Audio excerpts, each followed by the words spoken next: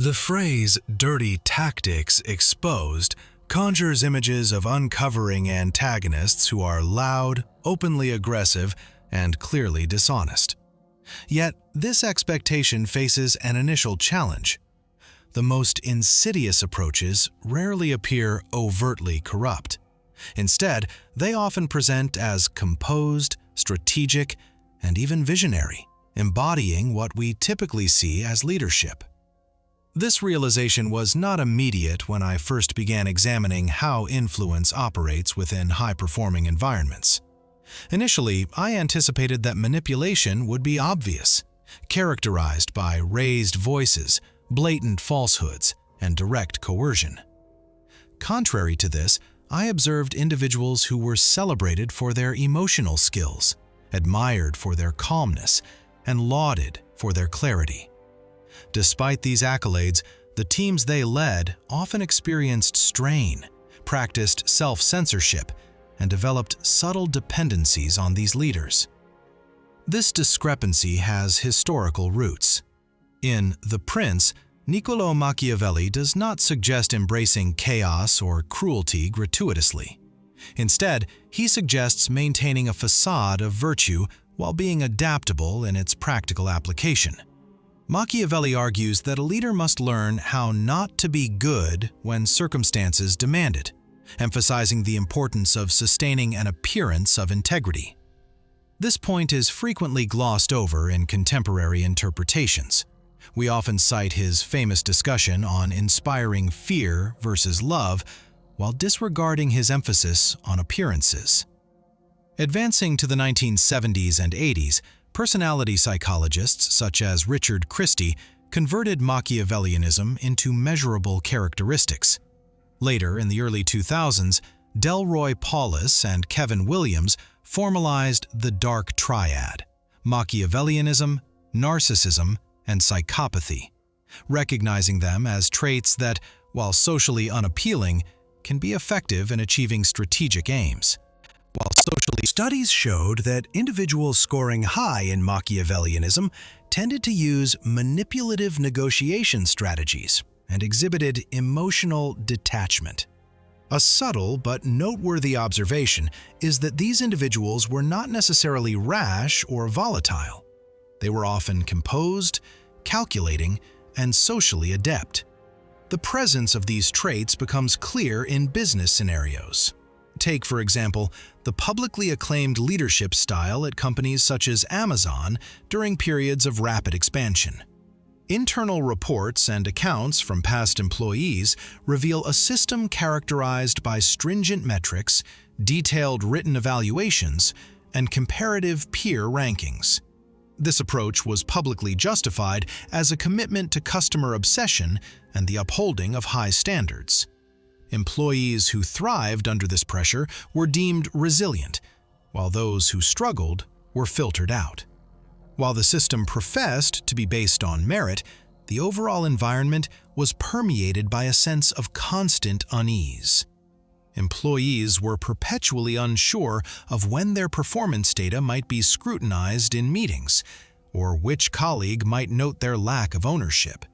While such practices do not involve anything illegal or explicitly abusive, they foster a culture where a state of uncertainty is accepted and professional politeness is maintained. I have heard from several mid-level managers who describe this dynamic as a state of continuous alertness masked as professionalism. They held the leader in high esteem while simultaneously fearing his disapproval, a duality that made acknowledging their fear challenging. Psychology provides some insights into these dynamics. While Stanley Milgram's obedience experiments from 1973 were already concerning, what I found particularly troubling was the composure displayed by the experimenter. Authority was conveyed not through shouting, but through the calm demeanor of someone in a lab coat. Participants obeyed not because they were physically compelled, but because the setting presented obedience as a reasonable course of action. The desire for social acceptance, to be perceived as cooperative, rational, and mature, overcame personal discomfort. The same principle applies in corporate boardrooms, only with more refined presentation. When a senior executive frames a morally doubtful decision as a strategic necessity, challenging it becomes socially risky. Dissenting could portray one as unsophisticated, emotionally driven, or unprepared for large-scale operations. This type of manipulation resides within the realm of perceived competence. Conventional leadership theories often advocate for assertiveness and decisiveness, suggesting that effective leaders should be able to manage discomfort and make tough decisions. While there is some truth to this, the line between effective leadership and manipulation can become blurred. A study conducted in 2008 by Deborah Gruenfeld at Stanford indicated that holding power could diminish empathic accuracy. Power tends to focus attention inward, reducing the need to carefully consider others. High-status individuals may interrupt more frequently, occupy more space, and presume their interpretations are correct. This behavior might be seen as confidence in isolation, but it can turn into strategic indifference, a refusal to acknowledge important emotional cues. I have observed this pattern in smaller organizations as well. At a technology startup where I provided consulting, the founder was described as both intelligent and emotionally intelligent. He remembered birthdays, maintained eye contact, and gave public acknowledgments of good work. Yet, he also abruptly changed strategic directions without notice and dismissed past concerns as evidence of a lack of commitment. When questioned privately, he would calmly state, "I thought you were aligned with the vision." This statement, while not overtly accusatory, subtly implied disloyalty. Over time, team members started filtering their input, wanting to stay within the inner circle and be seen as seasoned professionals. This situation shows the core psychological tension: control versus social acceptance. The Machiavellian individual does not enforce obedience through pure force. They make agreement the more socially desirable choice. People comply because they want to be seen as skilled, strategic, and emotionally stable. The manipulation is effective because it appeals to traits that are already valued. This realization challenged my own assumptions. I used to think that a person who was calm, articulate, and consistent was likely sincere. However, high Machiavellianism is often linked to the ability to plan long-term and regulate emotions. Experimentally, people with high scores on Machiavellianism scales are more willing to delay immediate rewards for a larger strategic advantage later on. They are not impulsive. They are patient planners. In high-performing environments, such as top-tier consulting firms, investment banks, and political campaign teams, this patience is valued. Junior employees often note a particular emotional atmosphere where praise is selectively given, access to senior staff is limited, and feedback is carefully worded. While no one is yelling, turnover rates are significant, burnout is common, and loyalty feels conditional. The system endures because it produces results, increasing revenue, winning elections, and expanding market presence. This calculated form of ruthlessness does not conspicuously break the rules. It creatively interprets them while maintaining outward respect. It uses the language of values while maximizing leverage. Because it rarely violates explicit rules, it remains difficult to confront directly. One cannot point to a specific instance of mistreatment, but can only describe a pattern, how conversations are subtly directed, and how disagreeing feels risky, even without overt threats. The initial unsettling awareness is that manipulation does not require hostility. It hinges on imbalances, in information, emotional engagement, or strategic endurance. When charm and expertise are used as tools, the person being manipulated often feels complicit. They respect the leader, benefit from the system, and convince themselves that the demands are a form of growth. If this holds true, the central question becomes more troubling than initially expected. If manipulation is masked by maturity and control hidden within emotional skills, how can one recognize it, especially when there are rewards for participating? If manipulation is concealed beneath competence, then it is not a spontaneous act, but a procedure, running on seemingly ordinary strategies. Carefully worded ambiguity, artificially created shortages, and managed tests of loyalty. Carefully worded ambiguity is the initial tool. Negotiation studies from the 1970s by researchers like Jeffrey Rubin and Dean Pruitt showed that parties who reveal less about their constraints and needs hold more power in negotiations. While this might seem obvious, the way this idea translates into daily leadership is less so. I have been in meetings where a founder announces a significant strategic change without defining timelines, benchmarks, or consequences. Questions are often answered vaguely. We will stay adaptable. We are exploring various avenues. Or, everything is being considered.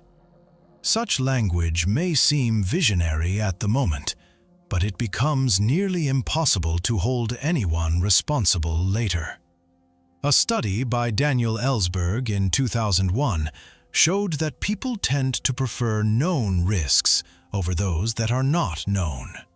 When probabilities are unclear, anxiety increases.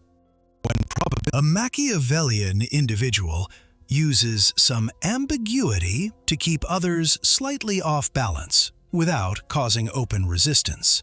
Employees in changeable startup environments often describe this state, saying they work harder not because their goals are clearly defined, but because they are not. They strive to anticipate what the leadership really wants, turning their interpretive work into a form of invisible loyalty. I once spoke with a product manager who worked at Uber during its early growth phase. He described weekly priorities that changed without being formally documented. While the company officially valued boldness and speed, no one was sure which metric would define success the next quarter. He noted, "You learn to interpret Travis," referring to Travis Kalanick. "You don't rely on the slide deck." That statement stuck with me. When strategy depends more on understanding an individual than on following a system, power becomes consolidated. A second tool is the creation of artificial shortages. In 1975, Stephen Wurtzel performed the cookie jar experiment. Participants valued identical cookies more when they were taken from a jar containing only 2 rather than 10. This amplification of value because of limited availability became popularized by Robert Cialdini. Scarcity, devoid of its marketing appeal, serves as a method of control. Limiting access intensifies focus. High-status leaders often limit access to themselves, either intentionally or unintentionally. Time on their calendars is limited, feedback is infrequent, and information is shared selectively. In political campaigns, this is done explicitly.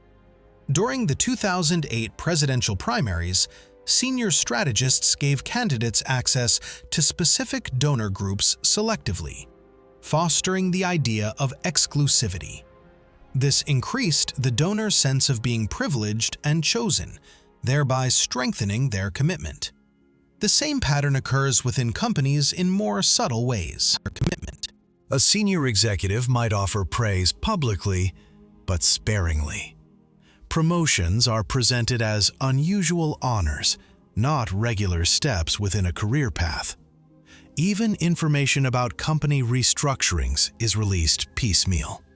Employees begin competing for attention, not just for performance achievements. Celebrating a 5-minute one-on-one meeting can feel akin to celebrating a promotion. The limited availability of validation becomes a form of currency. Here, the psychological tension increases between security and dependency. Scarcity causes instability, but also reinforces bonds. Those in a position of need will cling more tightly to the source if access to resources, information, or approval is restricted. The third tool is the most unsettling, because it presents itself as culture development. Managed loyalty testing. Behavioral psychology shows that intermittent reinforcement is effective in shaping behavior. B.F. Skinner showed that behaviors rewarded at random intervals are more enduring than those that are consistently rewarded. A common example is gambling, which sustains engagement through unpredictable wins. In organizations, this translates to leaders who occasionally reward dissent by praising a critical comment in public. At other times, similar criticism might be met with a cold response or quiet exclusion. The inconsistency makes it difficult for subordinates to understand the pattern, so they continue to test the limits. The arrival of approval, inclusion, or career advancement reinforces the behavior of trying. I did not anticipate how addicting this can be from within. A campaign volunteer recalled late-night strategy sessions during a national election. The campaign manager sometimes praised a junior staff member in front of the group, while on other nights completely ignored the same individual. "When he mentioned my name, it's like oxygen," she said.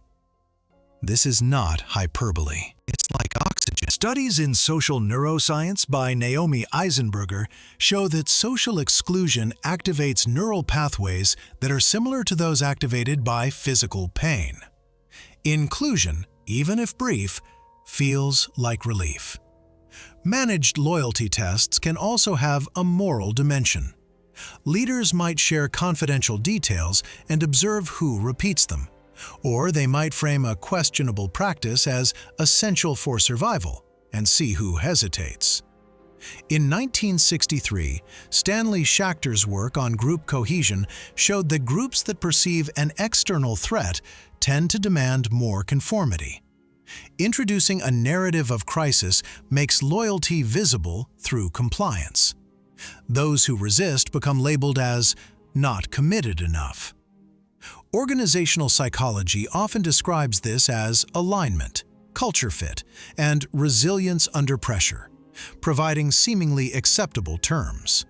However, it frequently overlooks the asymmetry of information and risk, where the leader initiates the test and the subordinate faces the consequences.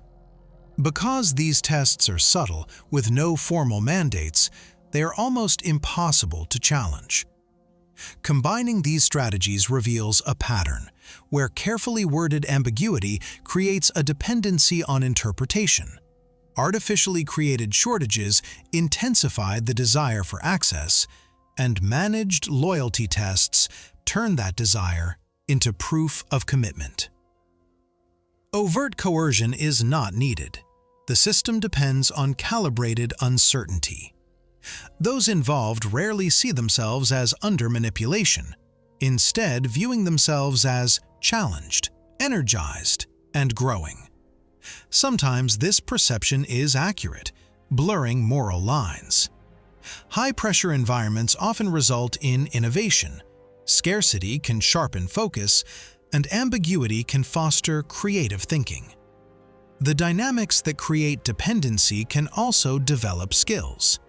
However, scrutiny reveals that uncertainty consistently flows downward. Leaders have more information than they share. Downward. Access is limited for others, but not for themselves, and loyalty is tested unequally. Manipulation is not random, but carefully designed around gaps in information.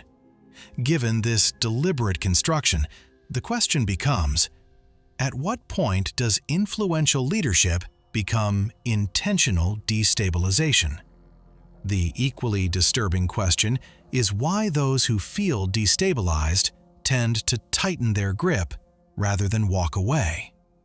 If uncertainty can be engineered, so can morality. Destabilization does not always feel like aggression, often seeming like pragmatism or survival, which reveals the true mechanisms of Machiavellian influence. Moral ambiguity, not cruelty. Albert Bandura described the mechanisms of this moral disengagement in the 1990s, which include using sanitized language, shifting or diffusing responsibility, and making advantageous comparisons. Although these may seem like abstract academic terms initially, they gain concrete meaning when applied to actual instances of corporate failure. Consider Enron in the early 2000s. Executives did not see themselves as evildoers. Internal communications referred to practices such as creative accounting and mark-to-market innovation. Losses did not become lies, but were portrayed as temporary deviations from reality. Complicated financial frameworks ensured that no single document clearly showed fraud, as each transaction underwent legal review and each department executed its specific part. Having a defensible explanation was not an afterthought, but an integral part of the design.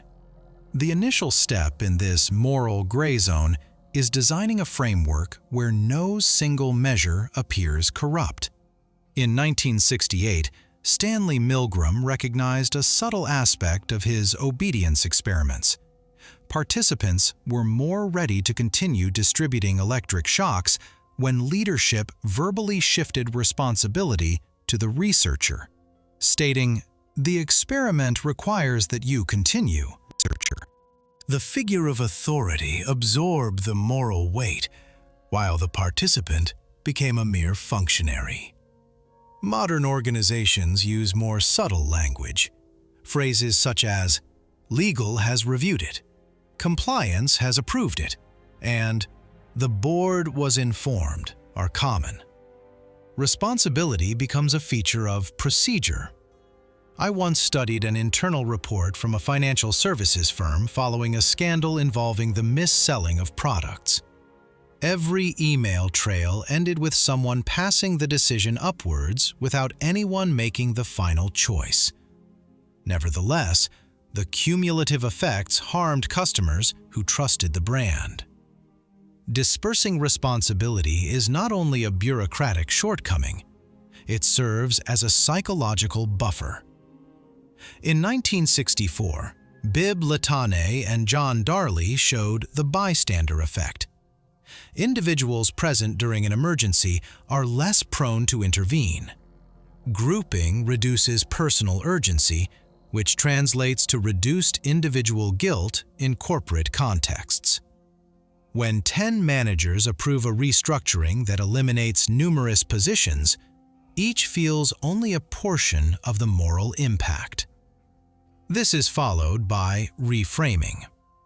This strategy consists on using the language that transforms harm into necessity, such as when Lehman Brothers executives publicly described their actions after the 2008 collapse as necessary responses to unprecedented market events.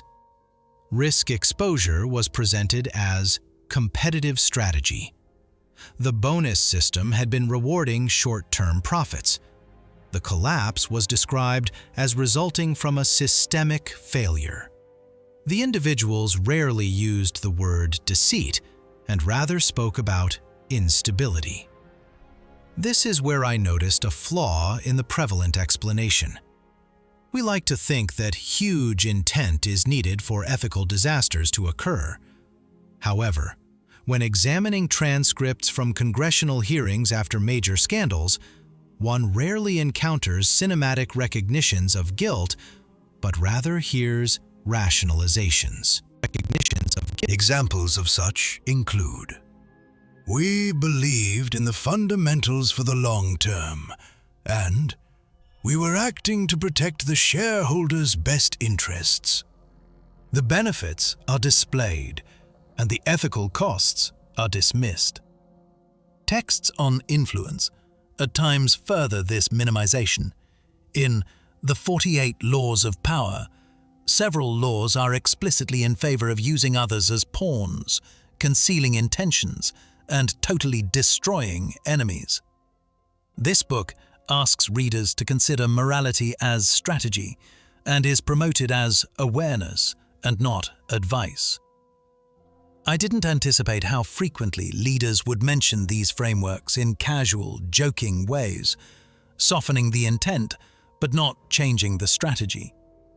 There is also the tool of advantageous comparison. In Bandura's experiments, people were more eager to support damaging actions when they are compared with alternatives that were worse. During the car emissions scandal in 2015, the company Volkswagen focused on performing better than its rivals, no matter the cost.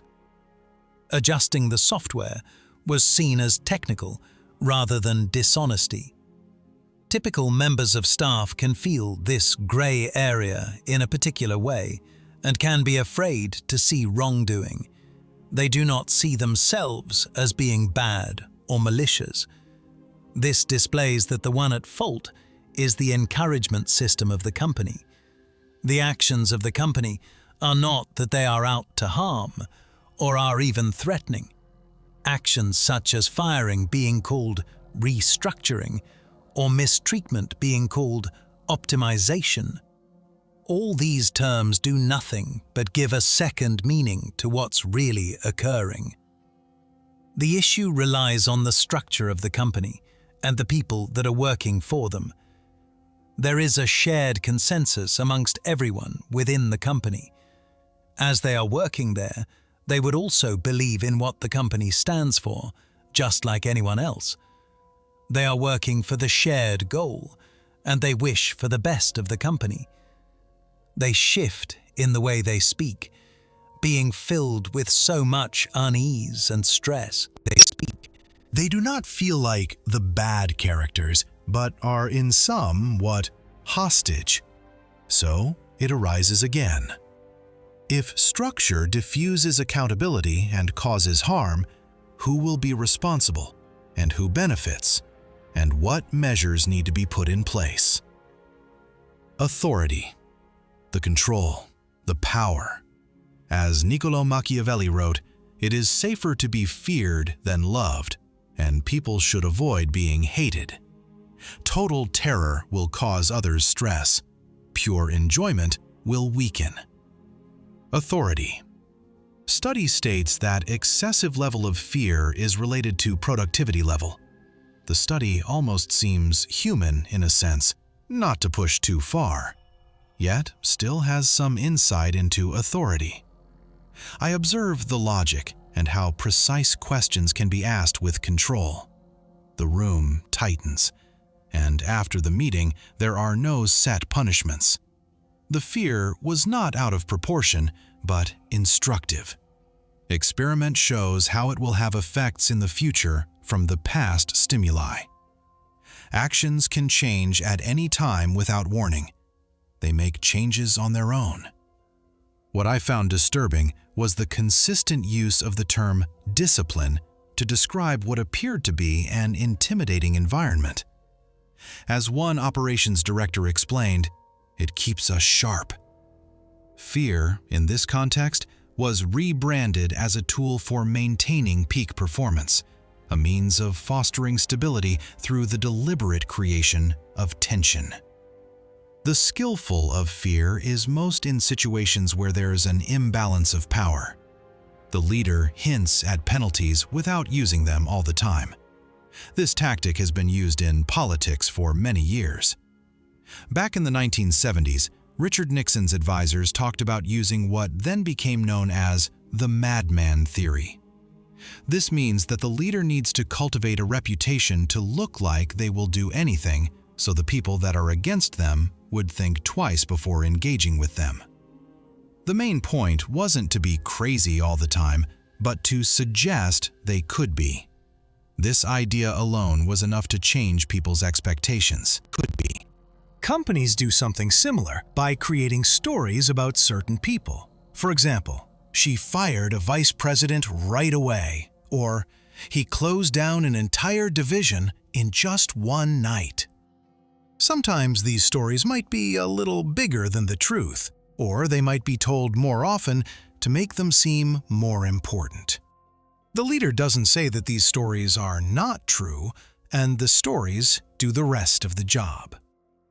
Irving Goffman, a sociologist who studied reputation management, observed that people carefully manage their own image to control how they interact with others. This idea, when it comes to power dynamics, goes beyond just building a personal brand. It becomes a way to discourage certain actions. For example, a chief executive known for making quick and maybe unsympathetic cuts when the economy is down doesn't need to threaten people during every budget meeting. Everyone remembers what they did before, and that memory affects the discussion. Think about how things were at Apple Incorporated when Steve Jobs was in charge. Many people who used to work there have talked about times when he would reject ideas in front of everyone, criticize sharply, and change his mind suddenly. But at the same time, these people were also very loyal and took great in their company. The ups and downs weren't constant. They were more like episodes. Teams would prepare like crazy before giving presentations because no one wanted to be caught off guard in front of everyone. Fear, in this case, was a way to get people to work hard together. The company might say this was because of a passionate commitment to making great products. And there's some truth to that. The products did get better, and the standards became higher. Yet if you were just an average engineer, it felt more like you were up all night going over your slides, not because you had a deadline, but because you didn't want to face the harsh reaction from the leader. The body does not know the difference between a major threat to your life and a threat to your reputation. This idea goes beyond just individual people and can apply to entire companies. Consulting firms, for example, try to create an image of being tough and very smart. Investment banks share stories of working all night to get the best deals. People who are new to the company start to believe these stories even before they start working. They start to second-guess their questions and try to agree with what they think the company values most. The feeling of being intimidated is all around them, but it's not spoken. What I think is most interesting is that intense environments are sometimes followed selective warmth, which is very confusing. The same leader who rejects a proposal in public might privately mentor you and teach you new things. This changing dynamic makes people want to impress them even more. This is a pattern that we see that is intermittent, but now it's mixed with status. Now you are not only trying to avoid punishment, but you also want the approval of someone who can easily take it away. The system keeps itself going. Fear does not destroy groups, but instead, it makes everything predictable. People don't take surprise risks unless they have permission to do so. Also, people are less likely to tell their bosses about problems. However, there is a limit to all of this that nobody seems to acknowledge. Amy Edmondson has done research that shows that teams that feel safe enough to admit their mistakes do better than teams that are run by fear. Coming up with new ideas requires room to make mistakes. The Machiavellian view, however, cares more about being in control than trying new things, and stability over being open. The tough situation has gotten more complicated. Using fear in certain situations can help maintain control for a period of time. Making a name for yourself can take the place of constant rule enforcement.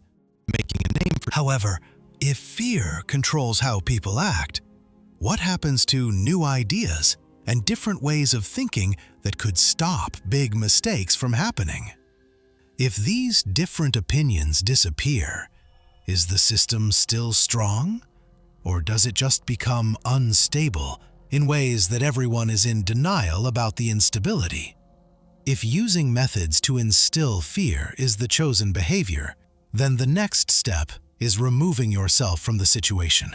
Not actually, but symbolically. It's like you're above criticism. If you are isolating yourself, you will rarely see red flags because it seems effective. The leader's schedule gets busier. Access becomes more restricted. Assistants say, "It's for strategic reasons." High performers are moved to other floors, private channels, and special locations. It looks like it is all about doing better, but the psychological effect is isolation. Dacher Keltner and others at the University of California, Berkeley, did some research on power that showed that people who feel powerful are more likely to interrupt other people, less likely to consider another person's feelings, and more likely to act without thinking about how it affects society. Because of power, people will not be as empathetic. This does not mean that people will be evil, but they do not need to think about the feelings of other people. People depend on them and not the other way around. I didn't expect this change to happen so quickly. At one company I saw during a merger, the executive team moved to another building so that they would not be bothered. After a few months, the language changed. Complaints from the front lines were seen as noise. Middle managers became interpreters and did not challenge the executives. Information that went up was shortened. From below, things felt different. One regional director said, "They don't see us anymore." This wasn't said as an accusation, but instead a diagnosis. Decisions came already planned. Town halls were written out ahead of time. Questions were asked, and then the bad questions were screened. While the leader was seen, the leader was unreachable. The field of behavioral economics gives us another piece. Research that studied the power paradox showed that people who get recognition through social skill will lose those skills once people accept them. The very things that got them influence and responsiveness are not needed when they feel secure. Isolating yourself isn't just about being separate. It is a mental separation. Advisors are loyal. Other opinions rotate out. In world history, this happens a lot. Leaders will hear one-sided thoughts over different opinions. The leaders will start to feel like disagreements are not data to review, but more like a betrayal. The isolation is seen as a way to guard themselves from bad news. The isolation slowly becomes a belief that those around them are always right. In the final years of Adam Neumann at WeWork, reporting showed that he was cut off from what was happening, was happy with support, private jets, and custom tours. Decisions started being bigger, but not in reality. Some people who worked at the company were concerned. This is where psychology plays a role. Being a part of something versus being superior. If you want to have influence early on, being part of something is needed. It's important to build groups and have trust. But once you are better through title, wealth, being superior becomes less important. I have seen top-level executives increase the distance. They will come late to meetings, leave early, and only respond sometimes. Over time, other people will adjust the way they do things as well. One young analyst said they would practice how to speak slower and confidently before talking to the chief executive. The leader's existence had become a factor. Classical is not the full explanation. We are told that scale needs people to delegate, and that strategic leaders can't put themselves in every area. Complexity needs abstraction themselves in every. Abstraction will remove disagreement. When data is given through filtered dashboards and loyal people, the human impact changes. Studies show those who are under power will not be as empathetic. The person starts to change cognitively. This is an interesting change. Being strategic becomes one's identity. The leader no longer thinks, "I will distance myself strategically." Distance just seems natural. For those below, the psychological cost is separation. They will internalize what the leader likes. They will only say what the leader likes. The leaders become untouchable because they are unreachable. What bothers me is that this is applaudable. The press celebrates leaders that are 10 steps ahead. Investors will support people who do not listen to outsiders. The isolated genius is heroic. However, it narrows perception. The question now is, if power lowers understanding, if being superior distorts information, if identity combines with control, then is there even somebody who can correct the manipulator? Does the leader know the leader is controlling? If superiority changes perception, then the manipulator is rewriting reality itself. The manipulator does not hide. Instead of violating the rules, redefine the definition of success. Instead of hiding any manipulation, place it in standards and procedures. George Akerlof and Rachel Cranton wrote about identity economics. It states that the idea those organizations affect not only motivations, but identity. An organization shows the characteristics of someone who is successful, so they change to be like that identity. The organization chooses the people that are alike. During a review of compensation, bonuses were tied to money closed in the quarter. Keeping the customer beyond the first year was less important. Reviews were based on procedure, so selling became more active. When complaints increased, leadership did not start with behavior. They changed the process. Legitimacy now shifts from processing to producing. If the numbers increase, the system becomes changeable. This logic was put in place in high-frequency trading on Wall Street. Companies invested in speed advantages. Areas with less regulation were a space to be competitive. Traders were innovative. Those who doubted the system were viewed as less of value.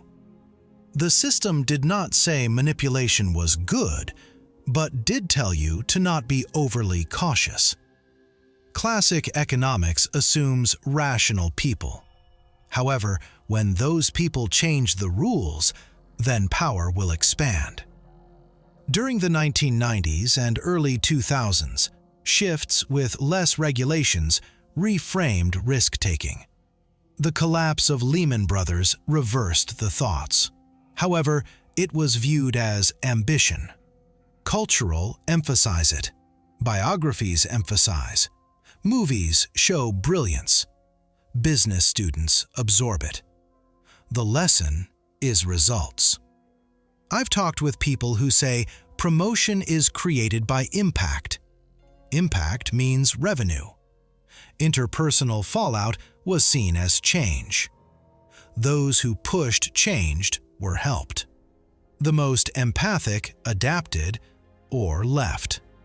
Strategic hardness was the priority for the filter. Psychological is that those with a Machiavellian trait still exist and advance. The trait is not created by the system. The system has incentivized the most. The traits are from the base.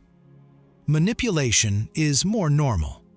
A leader is now seen as strategic. Tax loopholes are fiscally responsible. Campaigns use misinformation to justify it. If what is good is effective, we will have a metric on scale instead of integrity. I understand how people adjust to new thoughts of legitimacy. At aggressive transformations, people resist metrics initially. After a couple of cycles, they become more normal. People assume this is how the game is played. Manipulative becomes professional. New rules create relief. Numbers show there will be less indecision. Growth is everything, so hesitation seems bad. People might question because they know how things work, and competitors are doing the same thing. Political dynamics are the same. Things become standard practice. The system prefers those who can change reality. People will be labeled as not as good. Legitimacy is versus control. To challenge a concept is to misunderstand what something is. Tactics are about an architecture. The first lever is uncertainty. Incomplete negotiation is a chance to reveal less. People work hard at aligning. Instability supports something. Second behavior is scarcity. Restricted approval, information, proximity creates behavior. Intermittent takes predictability. The actor is protected due to fog. If the collapse occurs, someone will mention fraud. If software is adjusted, adjustments is a technical solution, not an ethical breach. Harm is created. Participants describe pressure and not. People do not identify. Fear stabilizes the structure. Intimidation narrows people, and they are self-regulating. The leader does not involve all. Anticipation will work. Identity is changed by isolation. Leaders have narrow channels as things move up. Empathy declines because things are summarized. Elevation will alternate perceptions. The system rewriting legitimizes everything. Structures reward what can be measured. Victories are valued, and the system wants what will bend reality. Machiavellian traits will be more easier. What arrives is a feedback.